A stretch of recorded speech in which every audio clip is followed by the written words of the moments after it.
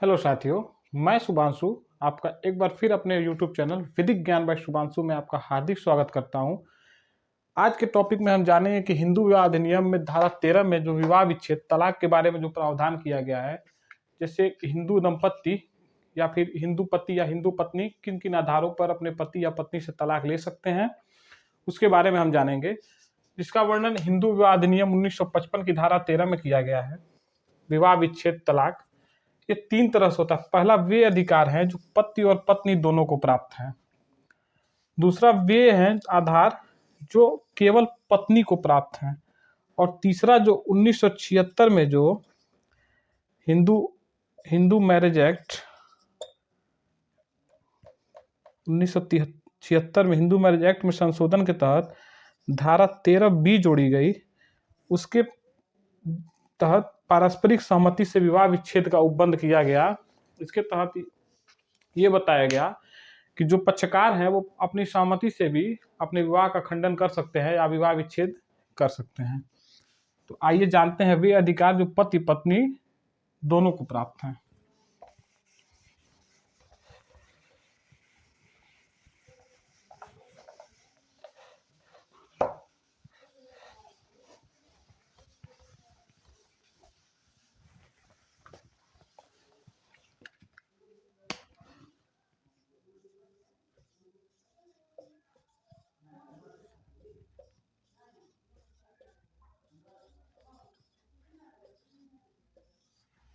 पहला वे आधार जो पति पत्नी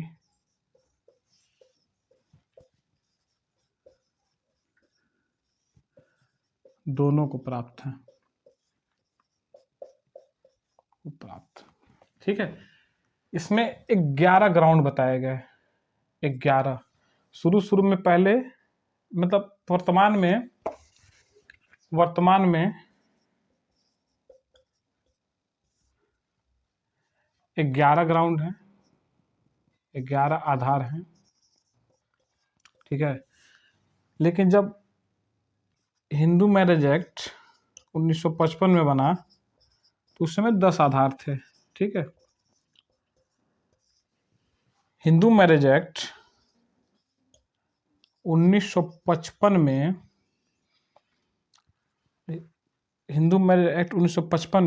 1976 में एक संशोधन हुआ जिसके तहत क्रूरता को विवाह विच्छेद के आधार के रूप में लाया गया। यानी वर्तमान में विवाह विच्छेद जो पति पत्नी दोनों को जो आधार प्राप्त हैं वो 11 तरह से हैं। और हिंदू मैरिज एक्ट जब बना 1955 में उस समय केवल 10 आधार थे। क्रूरता उस समय विवाह विच्छेद का आधार नहीं माना जाता था, जिसको 1976 में क्रूरता को भी विवाह विच्छेद का आधार बना दिया गया।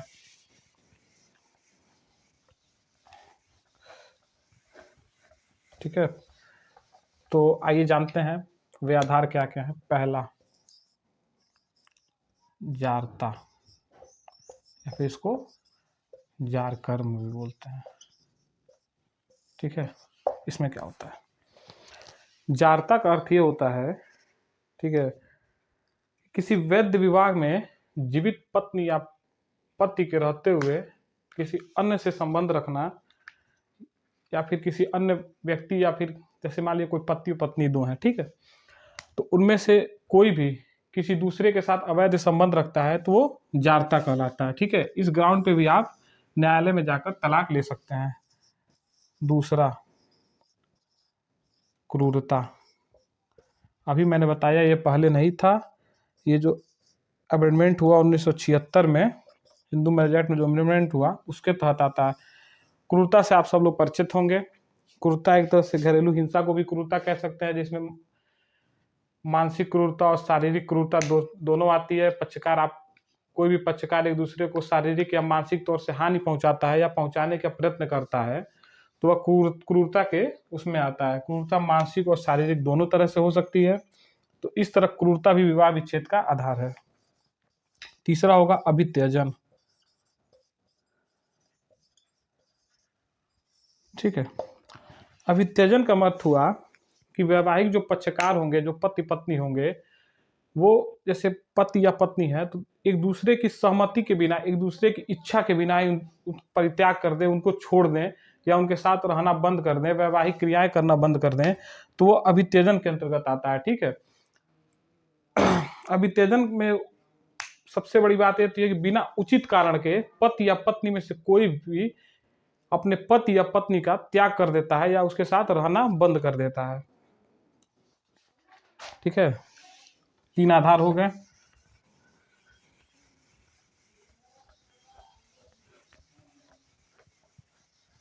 चौथे आधार पे आते हैं, कुष्ठ रोग।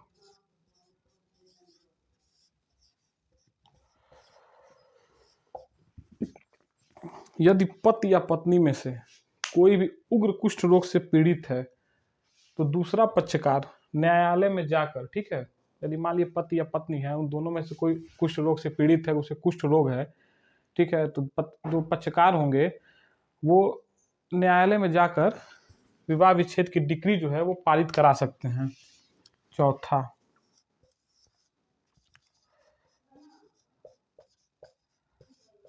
मानसिक विकृतता। ठीक है, यदि पति या पत्नी दोनों में से, ठीक है, किसी का मानसिक संतुलन बिगड़ जाए या फिर वो मानसिक रूप से विकृत चित्त हो जाए या फिर किसी सक्षम न्यायालय द्वारा उसको विकृत चित्त घोषित कर दिया जाता है, ठीक है, तो उस स्थिति में जो दूसरा पक्षकार होगा वो न्यायालय में विवाह विच्छेद की डिक्री पारित कर सकता है। छठा,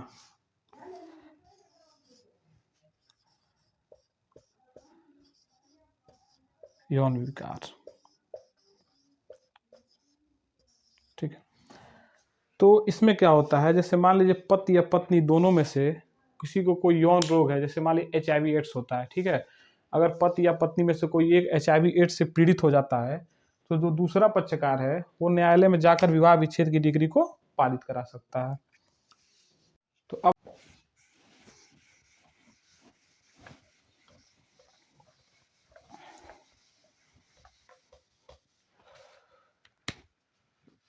सातवां,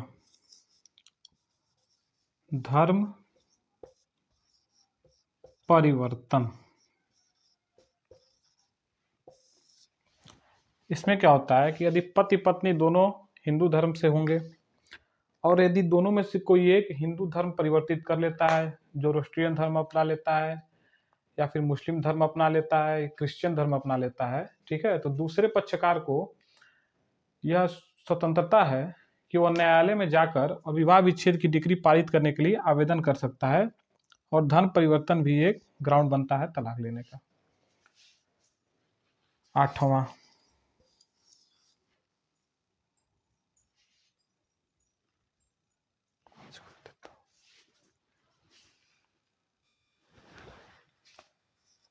प्रकल्पित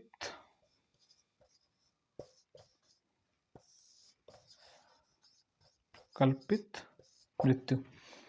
प्रकल्पित मृत्यु में क्या होता है कि दोनों पक्षकार पति पत्नी में से कोई एक 7 वर्ष के लिए अगर लापता हो जाता है और 7 वर्ष तक किसी भी रिश्तेदार या किसी जानने वाले के पास उस व्यक्ति के बारे में कोई सूचना नहीं होती है, तो जो दूसरा पक्षकार होता है वह विवाह विच्छेद की डिक्री पारित करा सकता है। इसमें होता यह है कि यदि मान लीजिए कोई व्यक्ति गायब हो जाता है और 7 वर्ष तक किसी के संपर्क में नहीं आता है, ठीक है, कोई व्यक्ति के संपर्क में नहीं आता है, किसी रिश्तेदार या नातेदार उसके संपर्क में नहीं आता है, किसी भी उसके जानने वाले के पास उसकी कोई इन्फॉर्मेशन नहीं होती है, ऐसा माना जाता है कि 7 वर्ष के बाद उसकी मृत्यु हो गई हो, ठीक है, सिविल मृत्यु माना जाता है, ठीक है, 7 वर्ष के बाद माना जाता है कि उसकी सिविल मृत्यु हो गई है और प्रकल्पित मृत्यु एक ग्राउंड बन जाता है तलाक का।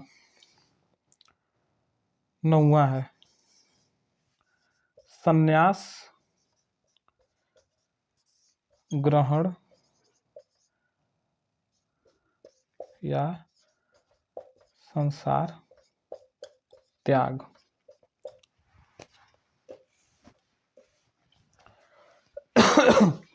यदि दोनों पक्षकारों में से कोई एक पक्षकार संसार का त्याग कर देता है, संन्यास ग्रहण कर लेता है, तो दूसरा पक्षकार जो होता है वह विवाह विच्छेद की डिग्री पारित करा सकता है। तो विवाह विच्छेद की डिग्री पारित कराने के लिए संन्यास ग्रहण का मतलब यह है कि वह संसार से दूरी बना ले, कहीं दूर चला जाए, संसार का त्याग कर दे। ठीक है, तो वो एक ग्राउंड बनता है डिवोर्स का।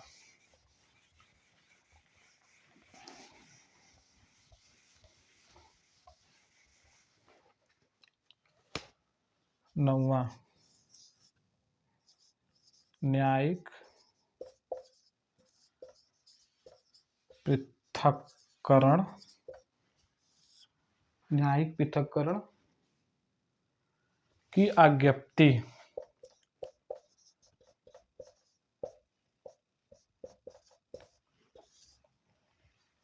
तो न्यायिक पृथक्करण की आज्ञप्ति जब पारित हो जाती है, ठीक है,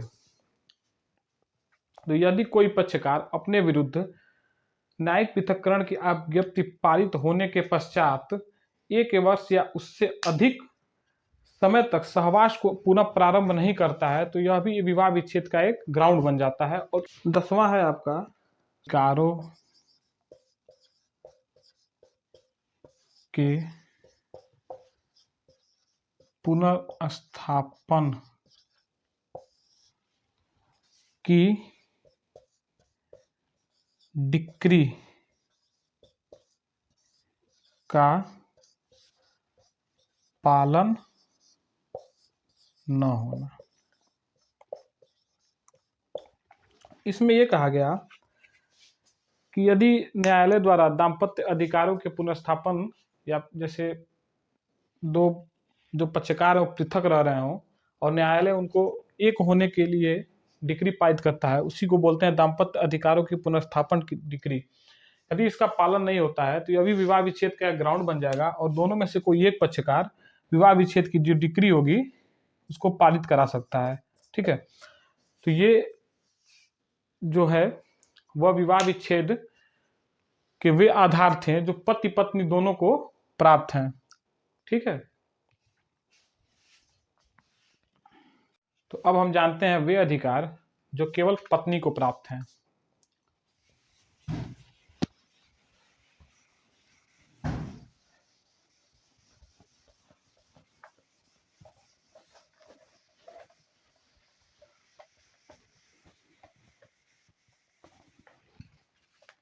नंबर 2,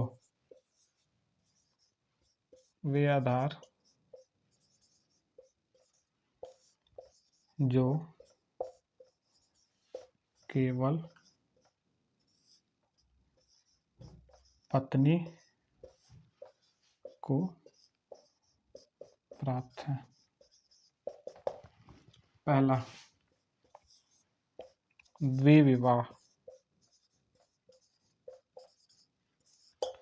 यदि जो पति है वह द्विविवाह का दोषी है, यानी कि शादी से पहले उस पहले भी विवाह हुआ हो, पहले से उसकी कोई पत्नी हो, तो यह आधार है कि पत्नी जो है इस आधार द्विविवाह के आधार पर अपने पति से तलाक ले सकती है। ठीक है, दूसरा है पति बलात्कार, पशुगमन,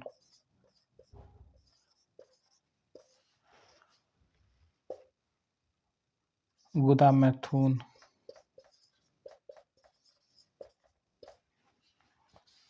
आदि का दोषी हो। ठीक है, यदि पति ने शादी के पहले या शादी के बाद किसी का बलात्कार किया हो, या फिर गुदा मैथुन या फिर पशुगमन का दोषी हो, तो यह भी पत्नी को एक आधार देता है कि पत्नी जो है इस आधार पर भी विवाह विच्छेद कर सकती है और न्यायालय भी विवाह विच्छेद की डिग्री इस आधारों पर पारित कर सकता है। तीसरा है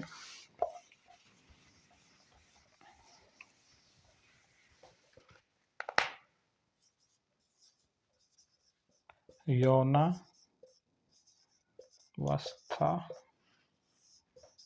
का विकल्प। इसमें क्या होता है कि यदि किसी स्त्री का विवाह 15 वर्ष की आयु के पहले होता है तो उस स्त्री को वह अधिकार है कि 15 वर्ष की आयु पश्चात प्राप्त करने के पश्चात और 18 वर्ष की आयु जो होती है उसको पूर्ण कहले से पहले अपने विवाह का खंडन कर सकती है। इस आधार पर कर सकती है अपने विवाह का खंडन। इसमें होता यह है कि जैसे मान लीजिए पहले के समय में होता था कि किसी लड़की का बहुत जल्दी विवाह हो जाता, 15 वर्ष की आयु, मान ली 15 वर्ष से किसी लड़की का मान ली 14 वर्ष में विवाह हो गया, तो उसके पास ये आधार है कि 14 वर्ष के विवाह होने जब उसने 15 वर्ष की आयु प्राप्त कर ली, तो 15 वर्ष की आयु प्राप्त करने के बाद और 18 वर्ष की आयु पूर्ण करने से पहले वह अपने विवाह का खंडन कर सकती है। तो ये वे आधार थे जो केवल पत्नी को प्राप्त हैं। अब तीसरा जो आया, पारस्परिक सहमति से विवाह विच्छेद, जो 1976 में जो हिंदू मैरिज एक्ट में संशोधन हुआ, उसके तहत धारा 13B जोड़ी गई, जिसके तहत आया पारस्परिक सहमति से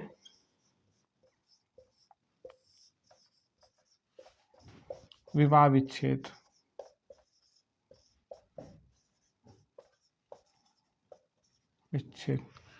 तो 1976 में जो हिंदू विवाह अधिनियम में जो संशोधन हुआ, उसके तहत धारा 13B जोड़ी गई। धारा 13B जोड़ी गई, जिसमें पारस्परिक सहमति से विवाह विच्छेद का उपबंध किया गया। इसमें यह कहा गया कि यदि कोई शादी होती है तो जो पक्षकार हैं अगर एक दूसरे के साथ कंपैटिबल नहीं है, एक दूसरे के साथ रहने में असमर्थ हैं, तो वह पारिवारिक न्यायालय या जिला न्यायालय में एक आवेदन देकर पारस्परिक सहमति से विवाह विच्छेद कर सकते हैं। इसमें यह कहा गया कि जो पति पत्नी हो वह 1 साल से अलग रह रहे हो,